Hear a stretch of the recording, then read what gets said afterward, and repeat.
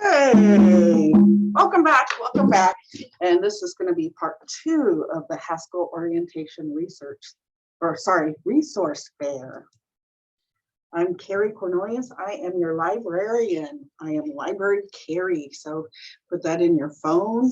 And if you forget my name, then you can just look up library and you have it down. And the telephone number that we have for the library is 785-766-0508. And I'm going to stick that in the chat right now. And if I see Cody come back on, we'll ditch into him. But for right now, I'm going to go on into the library and start sharing my screen so that you can see some of your main questions that are happening right now. A lot of our students are now ordering textbooks, and you want to be in the mind frame to order your textbooks before the semester begins. Order your textbooks before the semester begins. And we go to the Haskell homepage, and you go straight down the middle to the two ladies in the word library. So go to the Haskell homepage, go straight down the middle to the Haskell homepage. I'm just going to double check here that if we have this recording. Yeah, we have it recording. And from there, this is the library homepage, and you'll go straight down to the purple flyer, click on eCampus. And this is the eCampus page. From here, you'll click on sign in and sign in using your Haskell email. Sign in using your Haskell email. And from there, oh, better take those off. Use your default password that says, I love homework. And that is on the purple flyer that was just there. And going back to order your textbooks from the department, you'll look at your course number in chemistry, if it's Chem 1 or Chem 2, then you search for your materials. This happens to be a digital book. And so with this digital courseware, when you put it in, you're going to buy it new because you want it to be fresh and new for you. Don't get it used. We're going to add it to the cart, and it will be retrieved on your digital bookshelf. So you can either have the print version if it's available, or you'll have electronic courseware being ebooks, or sometimes they have the whole thing with quizzes in there, and we'll help you get attached to those publishers. Like then you would have to go into McGraw-Hill and create an account. So sometimes there's several steps to the new course materials that are out there that our faculty choose. So when you go into digital bookshelf, that's where you would actually click and retrieve a code and then create your account within the publisher. So that's one of the main questions that is going on right now with the library. And I'll tell you about more of the library services in a bit, but I see that we have one of our stars here, and that is Rhonda Lavaldo. And Rhonda is works in our media and communications, and I somehow had to find out how to stop sharing my screen. Sorry. Let's see. Stop screen share. Screen share stop.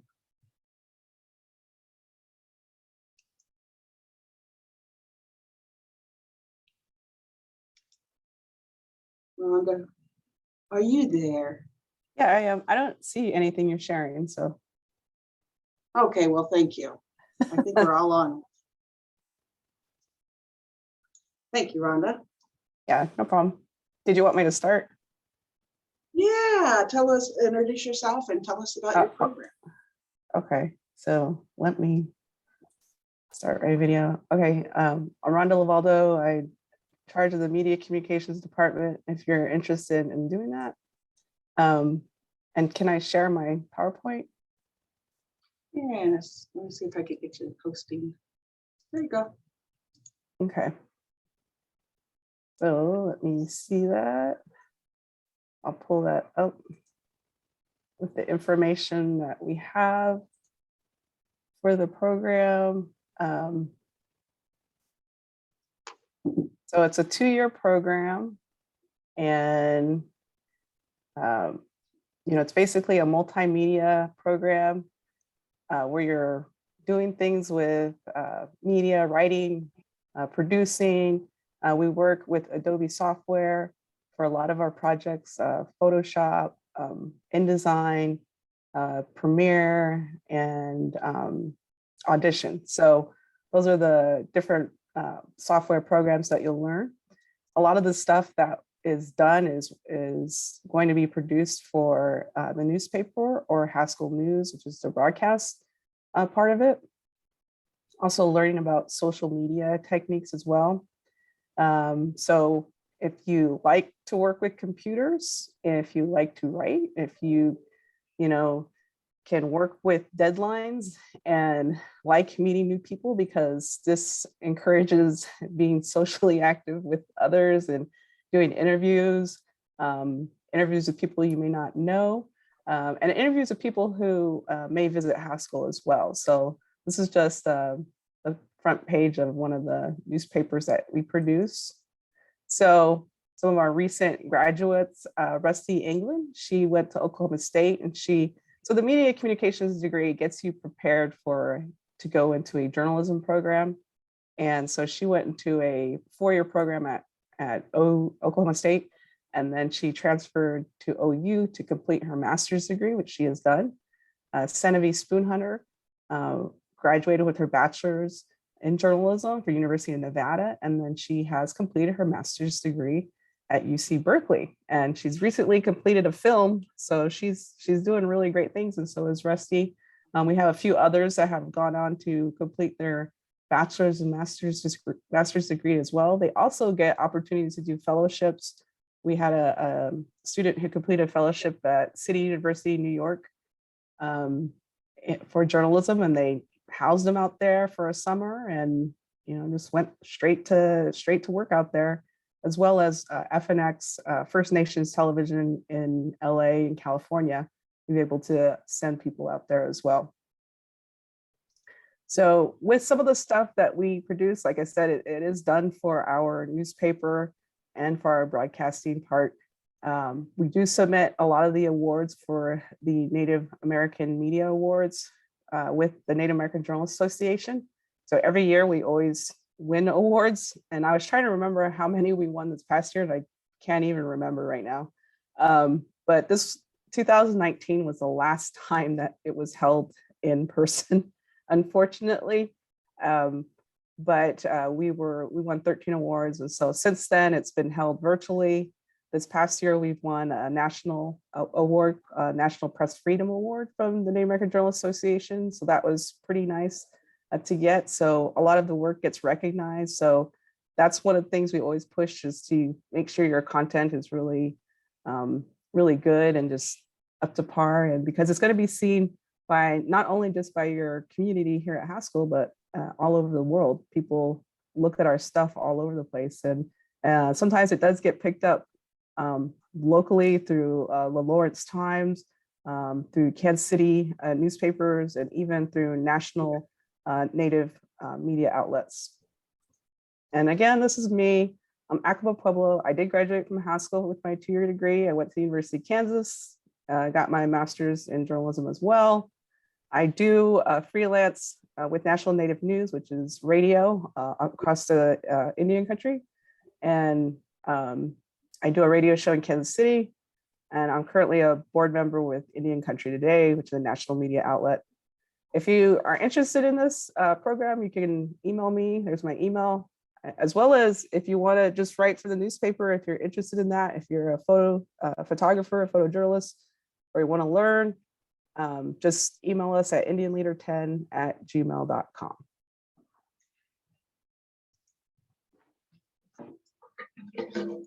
Oh yeah, there you go, Rhonda. Thank you. All right. Yeah, no problem.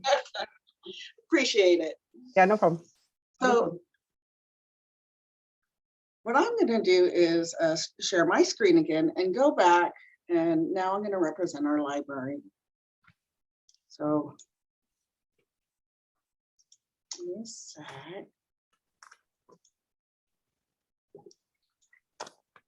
Here we go.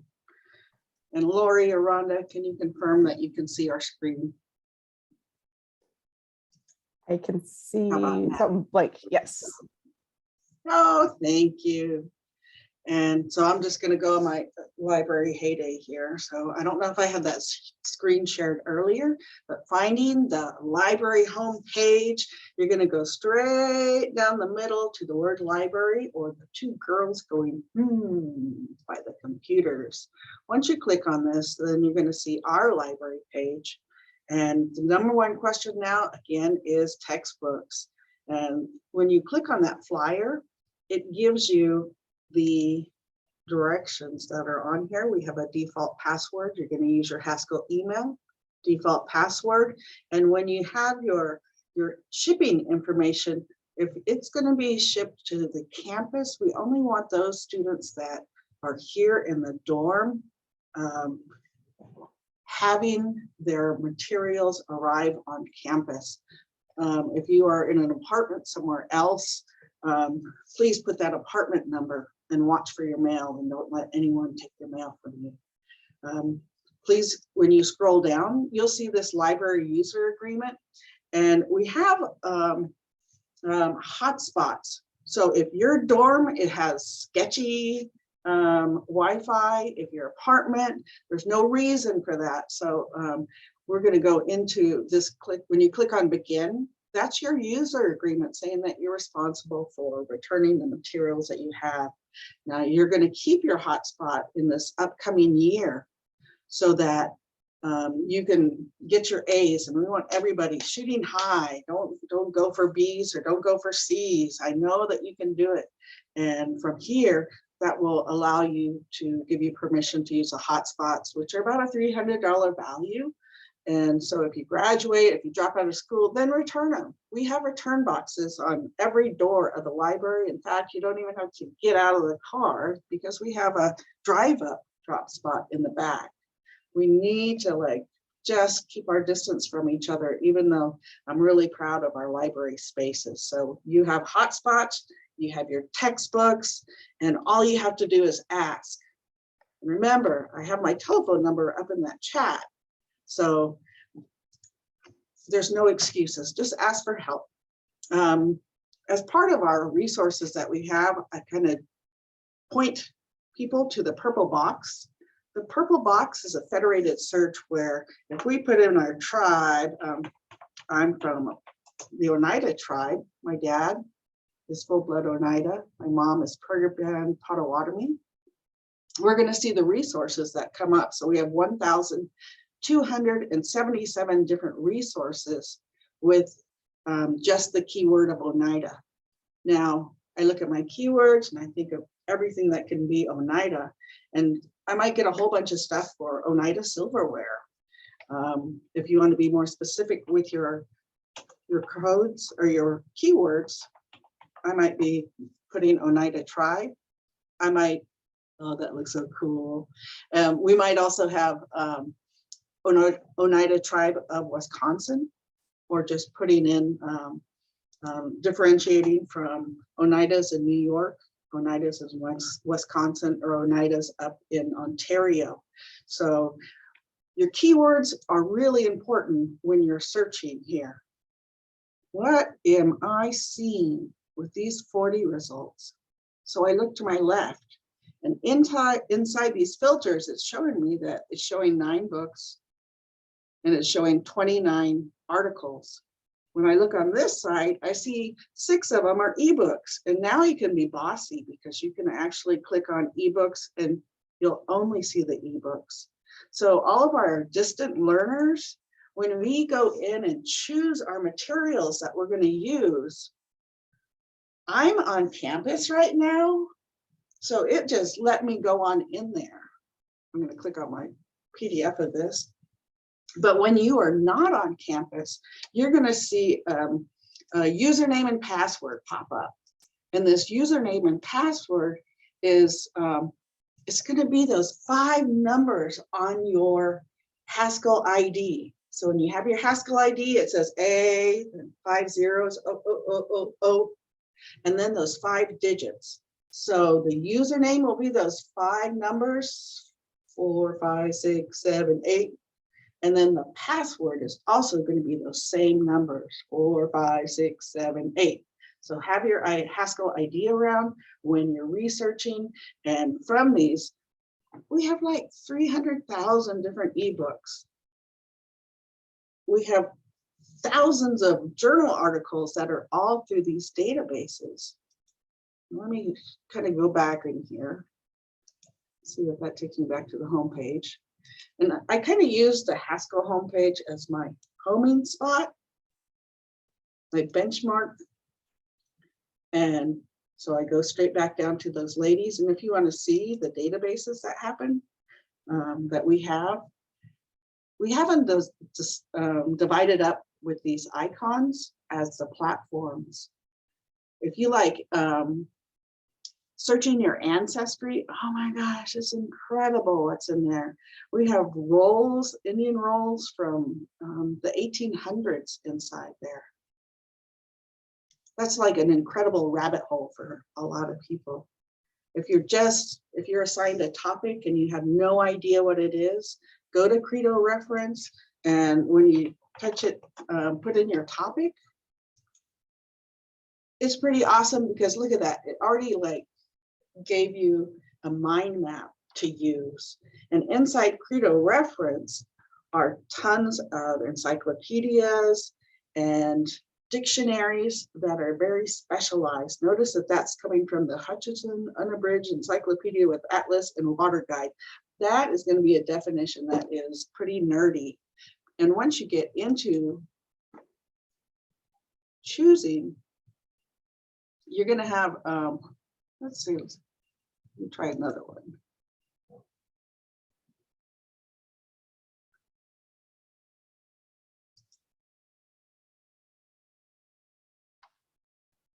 They're going to have options to help you create your citations or read it aloud or share it, but they try to link it.